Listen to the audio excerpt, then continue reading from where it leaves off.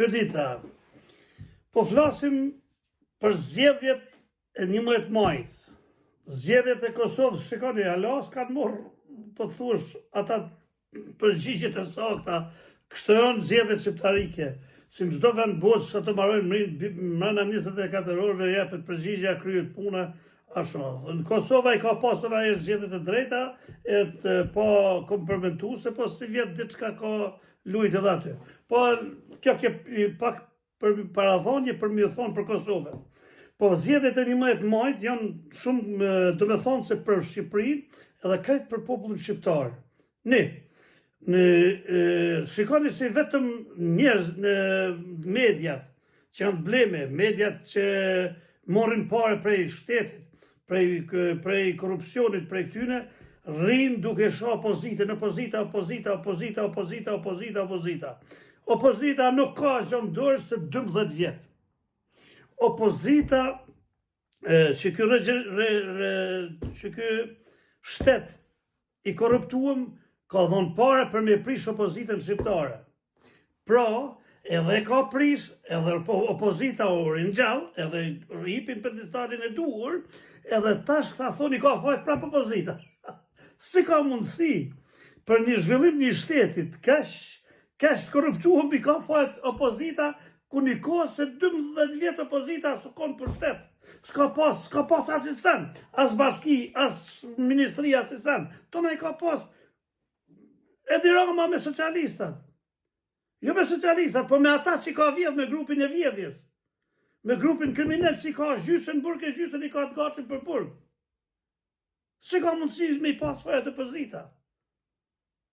Pra, kjo është një politikë që po bëhet para zgjedhjeve të 11 majit, pe mediave shqiptare, të cilat janë pagume, të cilat janë korruptume, të cilat vjedhin, shkatërrojnë popullin shqiptar. Me njerëzit e popullit shqiptar kanë bë studjet e veta me korrupsionin që kanë bë shteti, ja u ka dhënë parë aty në kanë bë studjet e veta. E tash mundohen me luftu popullin e vet e popullin shqiptar.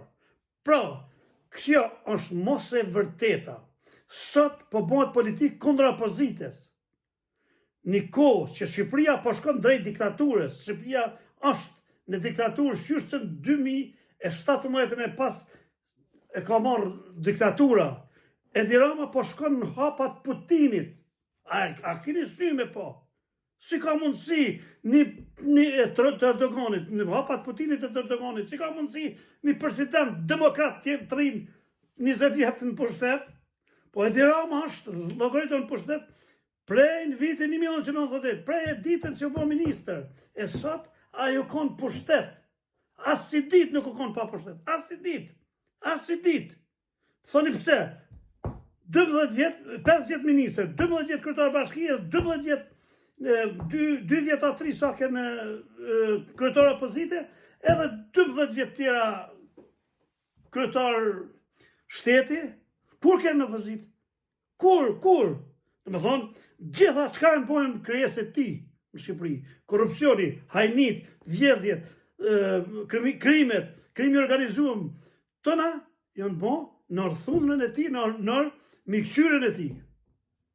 Pra, kjo është, shikone e votoni ata që duhet, votoni për Sali Berishën, për opozitën, jo për krimin organizuar, e për korrupsionin organizuar që përbohet sot, se 12 vjetët deri sot, ose më mirë që kur kanë hyrë pushtet 44 në sot Partia Komuniste, Partia Socialiste, Partia Punë, Partia Socialiste. Ju falemnderit.